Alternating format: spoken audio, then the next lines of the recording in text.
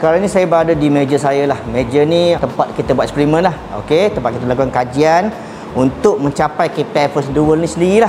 Di sini sebenarnya kalau awak lihat, kita ada solution kita. Form kita panggil ini dalam bentuk solution, kita punya formula. Okey, formula ini sebenarnya kita buat khas untuk membolehkan proses pencorakan kepada pembukaan robot itu dilakukan. Jadi maknanya kat sini dia first dalam bentuk solution dulu. Lepas tu baru kita keringkan dia. Okey, bila kita keringkan dia, okey, pada jangka masa tertentu dalam suhu pun tak panas sangat, bawah dalam 80°C and so on, dan kita akan dapat permukaan macam ini. Ini adalah formulation kita yang telah kita keringkan. Dia seolah-olah macam filem. Tapi ini adalah asas kepada pembentukan dakwat elektronik yang membolehkan kita menghasilkan robot ni. Sebab kita ingat robot ni sendiri adalah gabungan origami dan juga corak pada badan dia. Dan lepas itu sebenarnya kita agak fleksibel proses ni, sebab kita bukan sahaja boleh coating pada permukaan petri kaca, tetapi juga kita boleh coating pada permukaan membran selulus sebenarnya, membran selulus. Jadi maknanya memang ada flexibility dah dalam proses pembuatan itu sendiri. Manufacturing proses dia adalah fleksibel, okey, dan adaptable. Dan lepas itu baru kita gunakan laser kita ni lah untuk tukarkan bahan ini daripada orang kata bukan hitam ni, tak karbon lagi, ada karbon.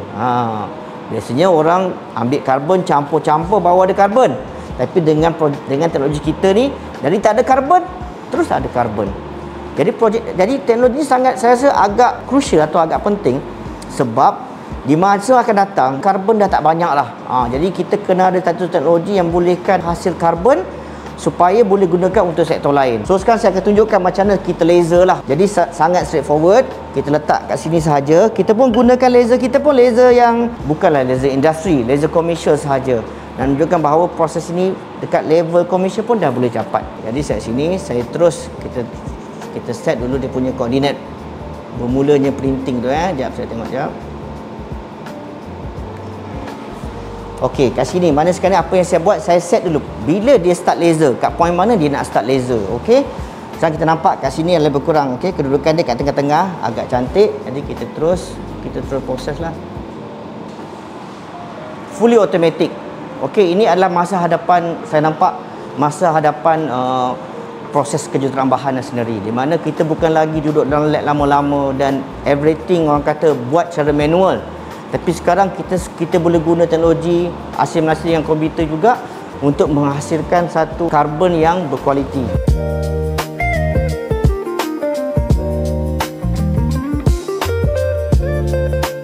Okey, baik, jika anda lihat kat sini nampak. Okey, kita ada satu orang kata very orang kata sangat jelas perbandingan di antara permukaan yang ada karbon dengan yang tak ada karbon. Di mana yang ada karbon adalah berwarna hitam, manakala yang tidak ada karbon berwarna kuning.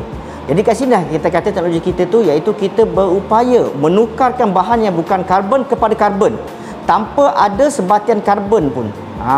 Jadi benda ni saya nampak agak penting lah, sebab kalau kita perlu karbon dan kita kena beli karbon, kita ada kena campurkan, kita kena lalu all those proses sekali lagi, dan dia akan makan masa dan juga mungkin meningkatkan kos. Tapi dengan kita punya solusi ni, kita boleh menukarkan bahan yang orang kata compatible kepada karbon yang konduktif tinggi.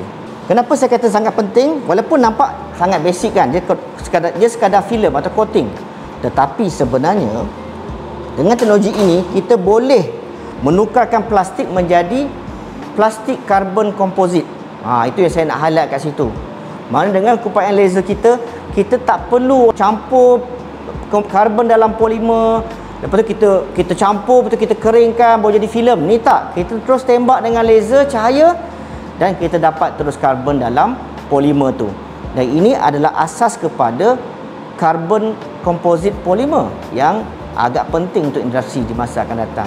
Okey, jadi sebab itulah saya kata benda ini sangat-sangat orang kata asas lah kepada penghasilan robot yang berfungsi itu sendiri. Okey, kita kat sini kita ada beberapa contoh robot yang telah kita hasilkan berasaskan kertas saja. Tapi jangan salah faham, okey, walaupun kita gunakan kertas, tapi ini hanyalah orang kata konsep, sebab kertas itu sendiri boleh digantikan dengan bahan lain. Okey, bahan lain yang mempunyai sifat sama seperti kertas.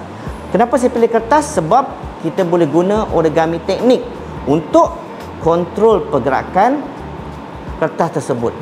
Dan nampak hitam kat sini. Ini adalah tadi yang kita nak katalah patterning karbon tu sendirilah teknologi dia.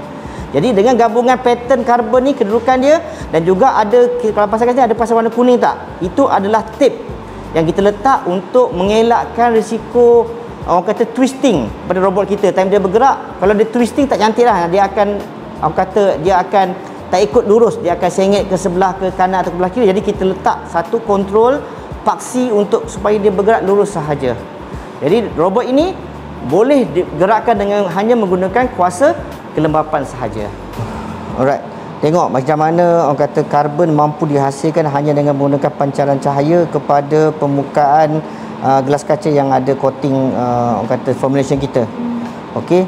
Lepas tu ini pula kita punya yang telah ni daripada sini, dan kini kita letakkan dia di kata di sini. Okey, kita letak, tengok bagaimana dia punya ni. Oh, laju betul dia punya pergerakan dia. Kalau kita tengok panjang dia macam mana nak kalau kita letak.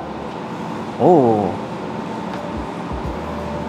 Okey, jika tadi kita melihat, orang kata kita melihat pergerakan bahan yang hanya ada karbon semata-mata. Nampak tak kat situ? Dia bergerak ke kanan, ke kiri, ke depan, ke belakang, agak rawak, tak boleh program.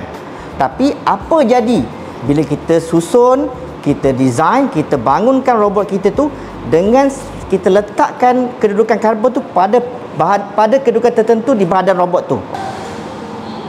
Baik. Jadi anda semua telah melihat bagaimana robot ini bergerak hanya dengan menggunakan kelembapan air sahaja. Okey, dan sebenarnya hasil kajian mengenai robot ini pun telah diterbitkan di jurnal antarabangsa, di mana dia telah diindeks, jurnal ini telah diindeks di Web of Science Q1, dan actually dia punya orang kata kuartal Q dia adalah top 5%. Okey, jadi di sini membuktikan bahawa hasil kajian ini diterima ataupun diiktiraf di peringkat antarabangsa. Dan harapan kita semoga suatu hari nanti projek ini mampu bergerak lebih jauh lagi, dan dia akan digunakan di industri ataupun oleh masyarakat di sini untuk menyelesaikan permasalahan sejagat.